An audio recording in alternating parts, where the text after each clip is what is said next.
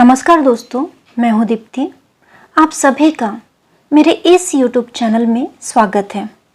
आज मैं आपको सुभद्रा कुमारी चौहान लिखित कहानी सुनाने जा रही हूं। कहानी का शीर्षक है हिंग वाला।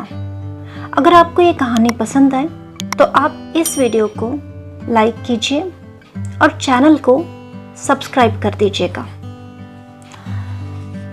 आज की कहानी में हम देखेंगे कि कैसे एक माँ के मासूम बच्चे जुलूस में गुम हो जाते हैं और कैसे घर वापस आ जाते हैं। ये सब हम आज की इस कहानी में जानेंगे।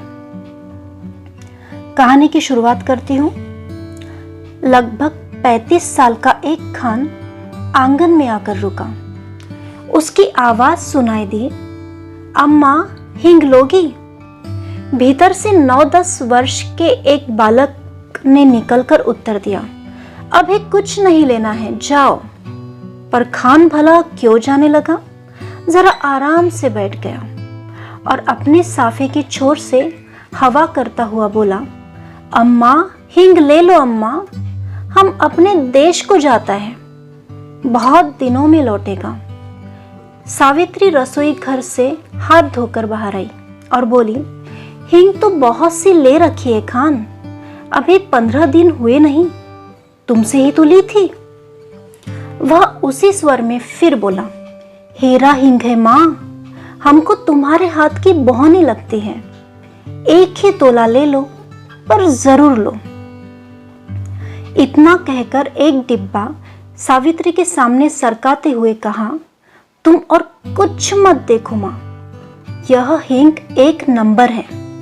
सावित्री बोली, पर हिंग लेकर करूंगी क्या, ढेर सी तो रखी है। खान ने कहा, ले लो अम्मा, घर में पड़ी रहेगी, हम अपने देश को जाता है, खुदा जाने कब लौटेगा। और खान बिना उत्तर की प्रतीक्षा किए हिंग तोलने लगा। इस पर सावित्री के बच्चे नाराज हुए। सभी बोल पड़े, मत लेना माँ, जबरदस्ती तोले जा रहा है। सावित्री ने बच्चों को उत्तर न देकर हिंग की पुड़िया ले ली। पूछा, कितने पैसे हुए खान? 35 पैसे अम्मा, खान ने उत्तर दिया। सावित्री ने 7 पैसे तोले के भाव से 5 तोले का दाम 35 पैसे लाकर खान को दे दिए। खान सलाम करके चला गया, पर बच्चों को माँ की यह बात अच्छी नहीं लगी। बड़े बेटे ने कहा, माँ तुमने खान को वैसे ही 35 पैसे दे दिए, हिंग की जरूरत नहीं थी। छोटा माँ से चिढ़कर बोला, दो माँ, 35 पैसे हमको भी दो, हम बिना लिए नहीं रहेंगे। बेटी जिसकी उम्र 8 साल की थी बड़े ही गंभीर स्वर में बोली, तुम माँ से पैसे नहीं मांगो, वह तुम्हें नहीं देगी, उनका बेटा तो वही खान है। सावित्री को बच्चों की बातों पर हंसी आ रही थी। उसने हंसी दबाकर बनावटी क्रोध से कहा, चलो चलो, बड़ी बातें बनाने लग गए हो, खाना तैयार है। छोटा बोला, पहले पैसे दो, तुमने खान को दे दिए। सावित्री ने कहा, खान ने पैसे के बदले हिंग दी है, तुम क्या दोगे? छोटा बोला, मिट्टी देंगे। सावित्री हंस पड़ी। अच्छा चलो, पहले खाना खा लो, फिर मैं रुपया तुड़वाकर तीनों को पैसे दूंगी। खाना खाते खाते हिसाब लगाया, तीनों में बराबर पैसे कैसे बांटें। छोटा कुछ पैसे कम लेने की बात पर बिगड़ पड़ा।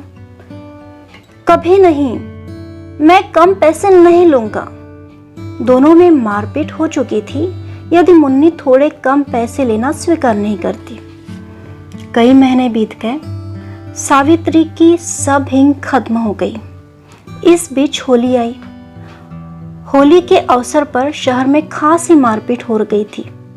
सावित्री कभी कभी सोचती, हिंग वाला तो नहीं मार डाला गया? न जाने क्यों खान की याद उसे प्राय आ जाया करती थी। एक दिन सवेरे सवेरे सावित्री उसी मौलसीरी के पेड़ के नीचे चबूतरे पर बैठी कुछ बुन रही थी। उसने सुना उसके पति किसी से कड़े स्वर में कह रहे हैं, क्या काम है, भीतर मत जाओ, यहाँ आओ। उत्तर मिला, हींग है, हेरा हींग। और खान तब तक आंगन में सावित्री के सामने पहुंच चुका था। खान को देखते ही सावित्री ने कहा, बहुत दिनों के बाद आए हो खान, हींग तो कब की खत्म हो गई है। खान बोला, अपने देश को गया था अम्मा, परसों ही तो लौटा हूं। सावित्री ने कहा, यहाँ तो बहुत जोरों का दंगा हो गया है। खान बोला, सुना, समझ नहीं है लड़ने वालों में। सावित्री बोली, खान तुम हमारे घर चले आए, तुम्हें डर नहीं लगा? दोनों कानों पर हाथ रखते हुए खान बोला, ऐसी बात मत करो अम्मा, बेटे को भी क्या माँ से डर हुआ है जो मुझे होता। और इसके बाद ही उसने डिब्बा खोला और एक छटाक हींग तोलकर सावित्री को दे दी। रेजगारी दोनों में से किसी के पास नहीं थी। खान ने कहा कि वह पैसा फिर आकर ले जाएगा।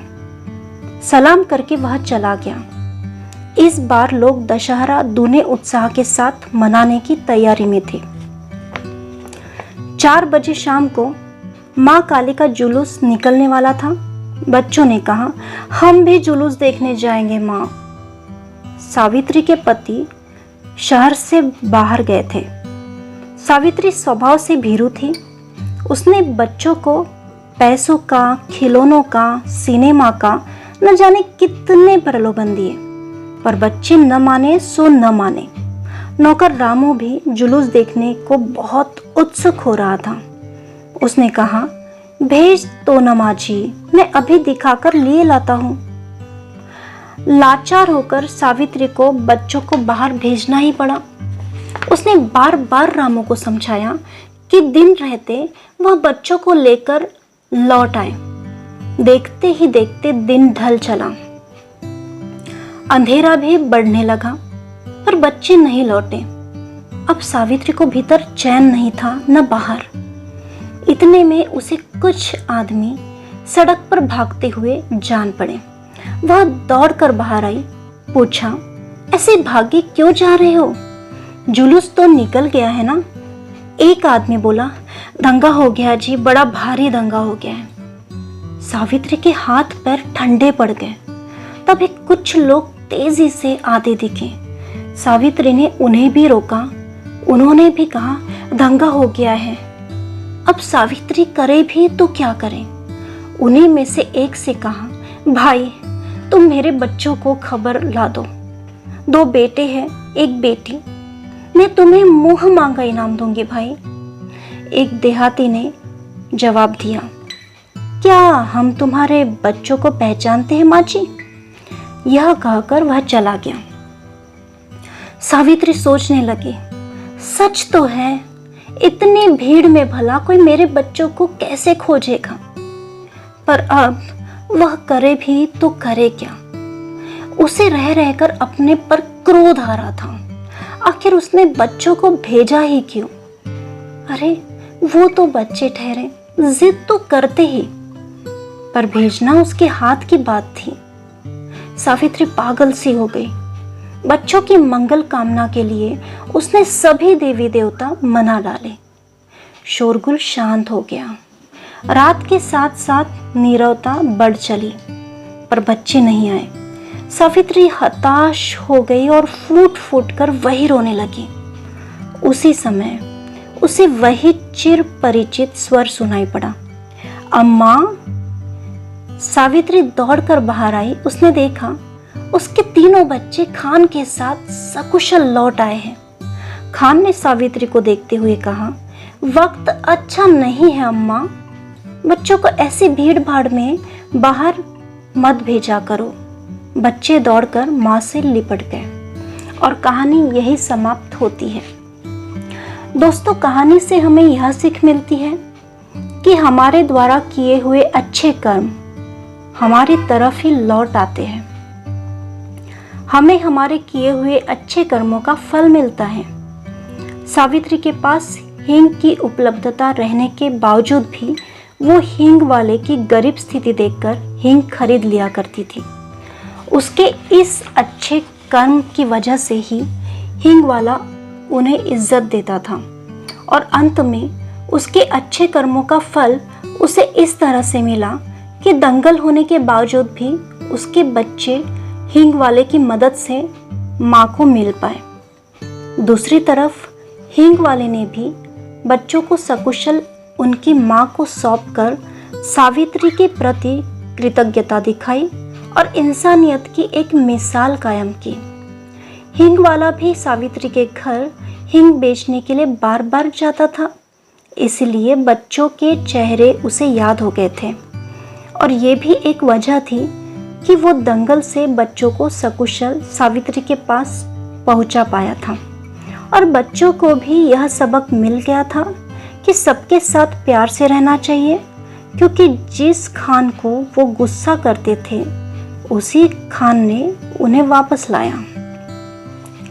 दोस्तों, कहानी सुनने के लिए आप सभी का बहुत बहुत शुक्रिया। मैं इसी तरह से आपके लिए बहुत सारी कहानी लेकर आऊंगी। मिलते हैं एक और नई कहानी के साथ। तब तक के लिए आज्ञा चाहती हूँ। धन्यवाद।